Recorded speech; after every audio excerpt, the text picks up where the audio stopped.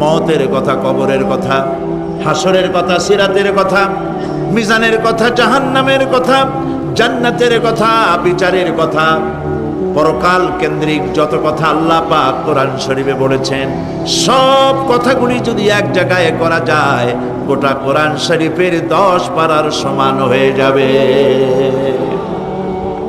সম্ভবত কোরআনে কারিমের এমন কোন রুকু, এমন কোন পাতা নাই যেখানে আকারে ইঙ্গিতে পরকালের জবাবদিহিতা সম্পর্কে একেবারে কিছু বলা হয়নি।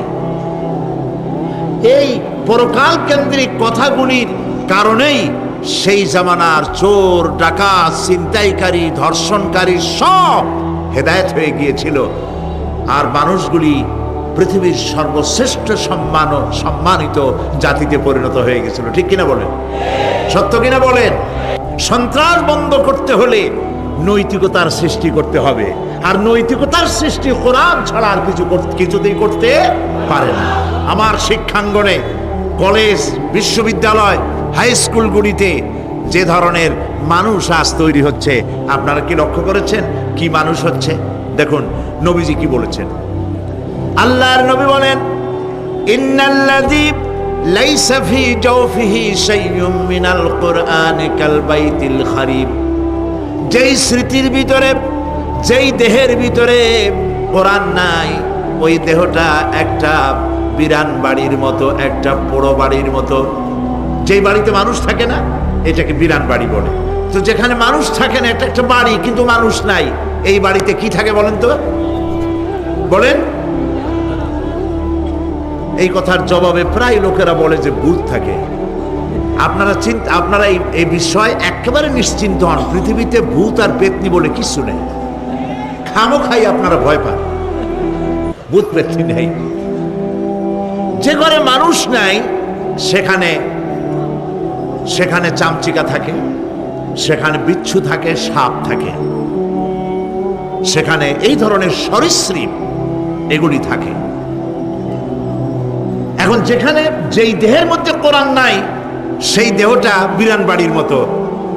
আমাদের শিক্ষাঙ্গনগুলিতে এক সময় এর মনোগ্রামগুলিতে লেখা ছিল, ইকরা বিস্মি রাব্বিকাল্লাযী খালাক, লেখা ছিল রব্বি জিদনি ইলমা, লেখা ছিল না? ছিল। 1972 সনে যারা ক্ষমতায় এলেন, তারা এসে আল্লাহর কোরআনের আয়াত দুটি তুলে ফেলে দিলেন। এটি কি মিথ্যে না সত্য? দেখুন, কোরআনে কারিম এমনিতেই ওখানে পড়ানো হয় না, পরীক্ষায় পাশ করার জন্য 2-4টা আয়াত, 2-4টা হাদিস, আর তো কিছু নাই। একথা সত্য কিনা? মনোগ্রাম ছিল, কোরআনের আয়াত লেখা ছিল, এই কোরআনের আয়াত তুলে দেওয়া হলো। এখন কোরআন নাই। কোরআন নাই কি আছে? যেই দেহের ভিতরে কোরআন নাই, যে স্মৃতিতে কোরআন নাই, সেটা বিরান বাড়ির মতো। বিরান বাড়িতে বিচ্ছু থাকে, সাপ থাকে, কুইচা থাকে, সেখানে হিংস্র প্রাণী থাকে। যেখানে যে শিক্ষাঙ্গনগুলিতে কোরআন নাই, সেই শিক্ষাঙ্গনিতে ওই সব জিনিস থাকে যা বিরান বাড়িতে থাকে। কথা বুঝতে পেরেছে? ফলে আমাদের শিক্ষাঙ্গনগুলি থেকে চাঁদাবাজ, মাস্তান, গুন্ডা, ধর্ষণকারী ইত্যাদি সাপ্লাই হচ্ছে, তবে সব না। একটা উল্লেখযোগ্য অংশ খারাপ হয়ে যাচ্ছে। এটা ঠিক কিনা বলে? এই খারাপ যদি ভালো বানাতে চাই, নীতি নৈতিকতা ছাড়া, কোরআনের শিক্ষা ছাড়া, পরকালের জবাবদেহি তার চিন্তা ছাড়া আমরা আমাদের শিক্ষাঙ্গনকে বিডিআর দিয়া, পুলিশ দিয়া, আর্মি অপারেশন করে এই নীতি নৈতিকতার সৃষ্টি করা যাবে না। মানুষ ওজনে কম দেয়, খাদ্যে ভেজাল দেয়, জমিনের আইল ঠেলে, বউকে পর্দায় রাখে না, মিথ্যা কথা বলে, ওয়াদা খেলাপ করে, প্রতারণা করে। এই সব জিনিস আপনি বন্ধ করতে পারবেন না। ক্লিন হার্ট তো ভালো, এর থেকেও বড় কোনো অপারেশন যদি থাকে, সে অপারেশন করেও মানব গোষ্ঠীকে ভালো বানানো যাবে না। একটি জিনিসই মানুষকে ভালো করতে পারে, সেটা হলো আল্লাহর কাছে কিয়ামতের দিন জবাবদিহিতা।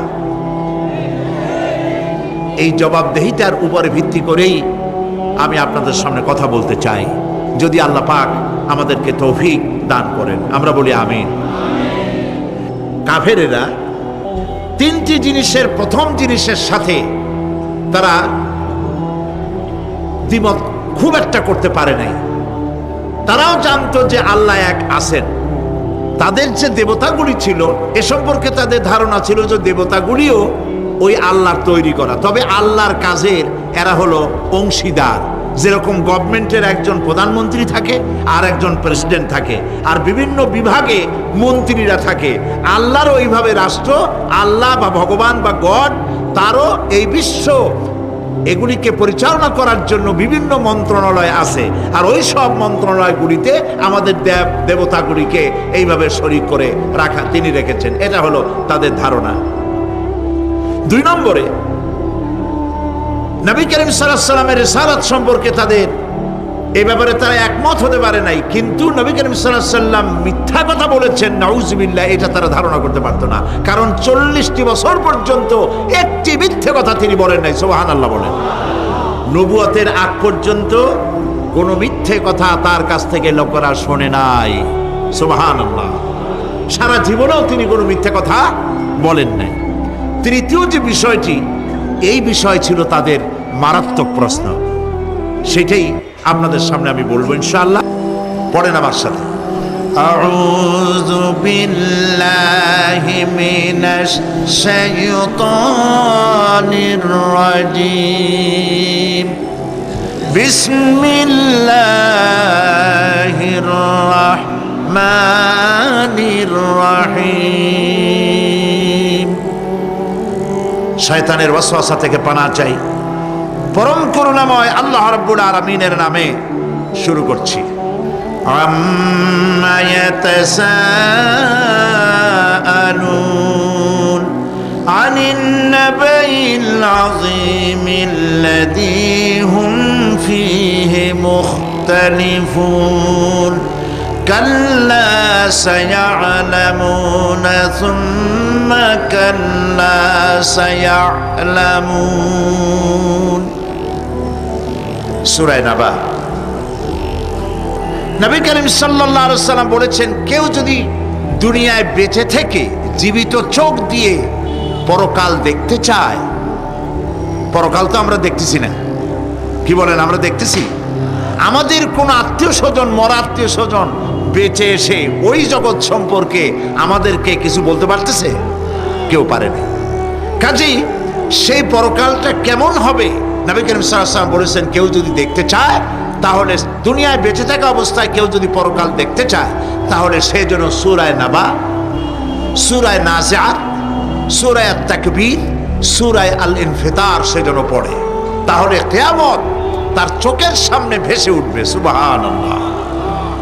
আল্লাহ পাক বলছেন, আম্মা ইয়াতাসাআলুন, তারা কি সব ব্যাপারে জিজ্ঞাসাবাদ করছে? আনিন নাবাইল আযীম, সেই মহা ব্যাপারটি, সেই মহা খবরের ব্যাপারে কি তারা এসব প্রশ্ন করছে? আল্লাযী হুম ফীহি মুখতালিফুন, যে ব্যাপারে তারা নিজেরাই মতদ্বৈততায় ভুগছে এবং নিজেরাই ঠাট্টা বিদ্রুপ ইত্যাদি করে বেড়াচ্ছে। কাল্লা সায়া'লামুন, কখনো নয়, অবশ্যই তারা জানতে পারবে। সুম্মা কাল্লা সায়া'লামুন, পুনরায় বলছি, অবশ্যই তারা এই বিষয়টি জানতে পারবে। এ হলো আয়াত যদ্দূর পড়েছিলাম তার শাব্দিক তরজমা। এরা আম্মা ইয়াতাসাআলুন আনিন নাবাইল আযীম, নাবাইল আযীম বলতে কিয়ামত এবং পরকালকে বোঝায়। ইয়াতাসাআলুন বলতে জিজ্ঞাসাবাদ। পরস্পর পরস্পরকে তারা জিজ্ঞাসা করত, কি ভাই, আমরা নাকি মরে যাব, তারপর নাকি জিন্দা হব, এটা কেমন কথা? আল্লাযী হুম ফীহি মুখতালিফুন, যে বিষয় নিয়ে তারা, পরকালের বিষয়টি নিয়ে পরস্পর পরস্পরে ঠাট্টা করত, বিদ্রুপ করত। পরকাল সম্পর্কে অবিশ্বাসী যারা ছিল তাদের প্রশ্নগুলো কিরকম ছিল, কোরআনে কারীম তা বিধৃত করছে। প্রিয় ভাই সব, কোরআন কোনো গোপন কিতাব নয়। আল্লাহ পাক কোনো জিনিস গোপন রাখেন নাই, সব জিনিসকে মানুষের সামনে স্পষ্ট করে দিয়েছে। সুবহানাল্লাহ বলেন।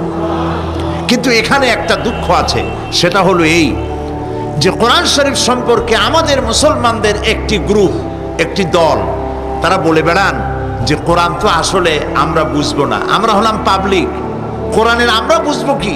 এগুলি সব আলেম ওলামাদের কাম, আমরা বুঝবো না। আসেন আমাদের অন্যরা কি বলে, হুজুররা কি বলে দেখি, সেই সব বইপত্র পড়ি। প্রিয় ভাই সব, বুজুর্গরা মুরব্বীরা যে কথা বলেন সেই কথা যে সঠিক তা বোঝার জন্যই তো কোরআন প্রয়োজন। কোরআনই যদি না বুঝলেন তাহলে তারা আপনাদেরকে বিভ্রান্ত করছে কিনা সেটা তো আপনি বুঝতে পারবেন না। কথা ঠিক কিনা বলেন? এখন কোরআন বোঝা যারা বলেন যে এটা কোরআন বোঝা সহজ নয়, কঠিন, আমার চিন্তায় এই লোকগুলি, এই বিশাল একটি গ্রুপ, একটি দল শয়তানের বড় রকমের ওয়াসওয়াসার ভিতরে তারা নিমজ্জিত হয়ে গেছে। আল্লাহ মেহেরবানি করে এই ভাইদের দৃষ্টিকে খুলে দিন, যাতে তারা বুঝতে পারে যে কোরআন শুধু আলেম ওলামাদের জন্য নয়, কোরআন পৃথিবীর সমস্ত মানুষের জন্য। হুদাল লিল আলামিন তো আল্লাহ পাক বলেন নাই আলেমদের জন্য নাজিল করেছি, তা তো বলেন নাই। বলেছেন হুদাল লিন্নাস, সমস্ত মানুষের জন্য কোরআন দেওয়া হয়েছে। এখন কোরআন বোঝা কঠিন না সহজ? এই প্রশ্নের জবাবে আল্লাহ রাব্বুল আলামিন, আমরা প্রশ্ন করব, আমাদের প্রশ্ন করার অনেক আগে আল্লাহ রাব্বুল আলামিন সূরা কামারের ভিতরে একটি প্রশ্নের জবাব 4 বার দিয়েছেন। আল্লাহ পাক বলেছেন ওয়া লাকাদ ইয়াসসারনাল কুরআনা লিযিকর ফাহাল মিন মুদ্দাকির। আল্লাহ পাক বলেন, আমি আল্লাহ অবশ্যই কোরআনকে মুখস্থ করার জন্য আর কোরআন বোঝার জন্য মানুষের কাছে আমি সহজ করে দিয়েছি। ফাহাল মিন মুদ্দাকির, আছে কে কেউ এর থেকে উপদেশ গ্রহণ করা? 4 বার আল্লাহ পাক বলেছেন সূরা কামারের ভিতরে, অবশ্যই কোরআন আমি বোঝার জন্য সহজ করে দিয়েছি। সুবহানাল্লাহ বলেন। আমরা বুঝতে চাই না, তাহলে বুঝবো কি করে? বুঝতে চাইলেই তো আমরা বুঝতে পারবো, চেষ্টা করলেই বুঝতে পারবো। কোরআনে কারীমের এই সূরাটির দিকে লক্ষ্য করে আল্লাহ পাক বলছে, কাফেরেরা এটা বিশ্বাস করতো না। বিশ্বাস না করে তারা কি সব প্রশ্ন উঠাইতো, সেই প্রশ্নগুলো আল্লাহ পাক তুলে ধরেছেন। আরেকটি জিনিস লক্ষ্য করুন, আল্লাহর চাইতে শক্তিধর পৃথিবীতে কেউ আছে? আকাশে কেউ আছে? কোথাও কেউ আছে? কেউ নাই। আল্লাহরে অস্বীকার করছে একদল লোক, বলতেছে মানি না। আল্লাহ পাক ফেরেশতা পাঠায় দিলেন, ওদের গর্দান পিটাই ভেঙে দাও, আমারে মানে না কে? এইরকম কি আল্লাহ করছে? না, করেন নাই। ওরা বলে পরকাল মানি না, আল্লাহরে মানি না। আল্লাহ পাক কোরআনে যুক্তি দিয়েছেন আর নবী করিম সাল্লাল্লাহু আলাইহি সাল্লামকে বলেছেন, ইন্নামা আনতা মুযাক্কিরুন লাস্তা আলাইহিম বিমুসাইতির। হে নবী, উপদেশক করে আপনাকে পাঠিয়েছি, আপনাকে লাঠি চার্জ করার জন্য পাঠাই নাই। আপনি দারোগা নন, আপনি প্রচারক। মানুষকে উপদেশ দিন সুন্দর সুন্দর ভাষায়, উদউ ইলা সাবিলি রাব্বিকা বিল হিকমাতি ওয়াল মাউইজাতিল হাসানা, মিষ্টি মিষ্টি ভাবে, সুন্দর ভাবে, সুকৌশলে মানুষকে ভালো ভালো কথাগুলি সুন্দর করে বুঝিয়ে দিন। সুবহানাল্লাহ বলেন। এখন এই কাফেররা বলছে পরকাল বুঝি না, এটা কেমনে হয়? আমরা অস্বীকার করি, মানি না।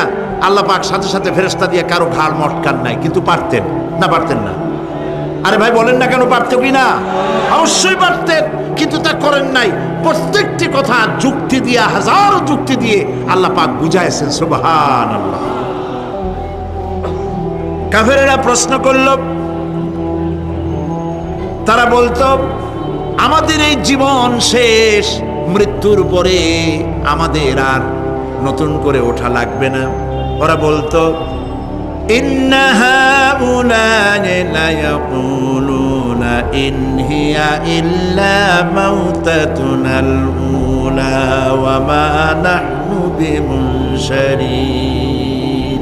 তারা বলতো এই জীবনটাই আমাদের শেষ, এইখানে আমরা মৃত্যু ছাড়া, আমাদের এই জীবন ছাড়া আর কিছুই নাই, আর আমাদেরকে পুনরুত্থিত করা হবে না।